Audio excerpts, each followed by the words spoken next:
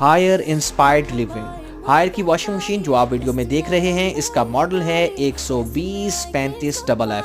अगर मैं इसके पावर कंजम्पशन की बात करूं नाजरीन, तो ये है 400 वाट बिजली कंज्यूम करता है। अगर मैं इसके वॉशिंग कैपेसिटी की टब की बात करूं तो वो 12 केजी है। अगर हम इसके ओवरऑल वेट की बात करें तो वो 17 केजी है। इसमें लिंट फिल्टर भी लगा होता है, सिंगल टब वॉशिंग मशीन है, वाटर फिलिंग ज्वाइंटर होता है, वाटर इनलेट होज होता है और आपको मैनुअल भी फराहम किया जाता है।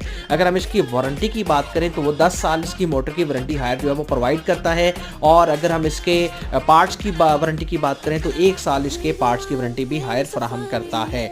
तो आपसे दरख्वास्त है कि ARN इलेक्ट्रॉनिक्स के YouTube चैनल को सब्सक्राइब कीजिएगा, लाइक कीजिएगा, शेयर कीजिएगा। शुक्रिया। 03095428 604।